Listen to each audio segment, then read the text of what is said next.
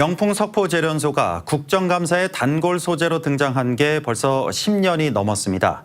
수년째 이어진 환경오염 논란에 이어 비소가스로 인한 노동자 사망 사건까지 더해져 올해도 강도 높은 공세가 예상됐는데요. 이번 국감에선 영풍을 실질적으로 소유한 장형진 고문이 사상 처음 증인으로 채택됐지만 끝내 불출석해 비판이 잇따랐습니다. 엄지원 기자입니다. 10여 년간 무려 8차례 영풍 석포제련소는 국회 환경노동위원회 국감의 단골 손님입니다. 올해는 영풍의 오너인 장형진 고문이 사상 처음 국감 증인으로 채택됐는데 끝내 국감장의 모습을 드러내지 않자 여야를 가리지 않고 매서운 질타가 쏟아졌습니다. 특히 의원들은 장 고문이 증인 의결 직전 일본 출장길에 오르는 등 고의적으로 증인 출석을 피하고 있다고 지적했습니다. 고령이라서 힘드시다면서 예정된 출장 중에 있다고 그러고 기업의 경영권이 없는데 이렇게 기업을 위해서 꼭 자기가 필요한 관계로 해당 업무를 자기가 해야 된다라고 이게 실질적인 오너란 얘기 아니겠습니까? 국정감사 증인을 피하는 것은 국민을 기만하는 행위입니다. 환경부 우리 종감날 증인으로 다시 채택해 주십시오. 이번에도 다시 허수아비 사장을 불러 세운다면 석포제련소 문제는 영원히 해결할 수 없을 겁니다. 환노위원들은 오는 24일 환경부 종합감사일에 장 고문을 다시 증인으로 부르고 불응할 경우 5년 이하 징역에 처할 수 있는 동행명령장도 발부할 것을 요청했습니다. 더 나아가 별도의 국회 청문회 개최까지 거론됐습니다.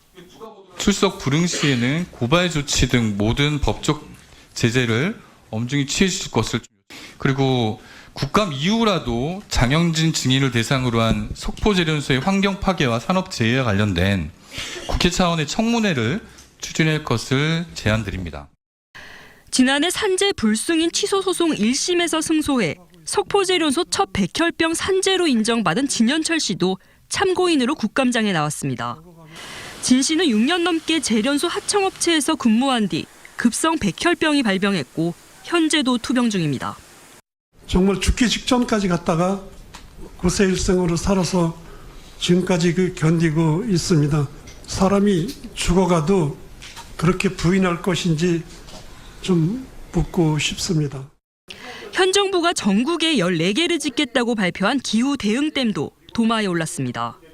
제2의 4대 강사업, 토목 세력을 위한 사업이라는 비판에 국민의힘 김영동 의원은 댐 필요성을 역설하며 환경부를 엄호하기도 했습니다.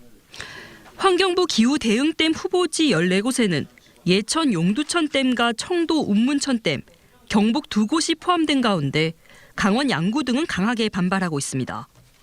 예천에 작년에 물 날라가지고 한 1,000억, 800억 정도 피해를 입었습니다. 물 피해는 사실 복구하면 되지만 가장 안타까운 것은 17분의 소중한 생명이 돌아가셨어요. 이거는 수백억을 준다고 바꿀 수가 있겠습니까? 그 주민들이 원하고 있습니다. 오는 17일에는 국회 행정안전위원회 국감반이 경북도청과 경북경찰청을 직접 찾아 대구 경북 신공항과 행정통합, 최상병 사망 사건 수사 결과 등 현안을 다루고 같은 날 국회 교육위원회는 경북대에서 경북교육청을 대상으로 감사를 벌일 예정입니다. MBC 뉴스 엄지연입니다.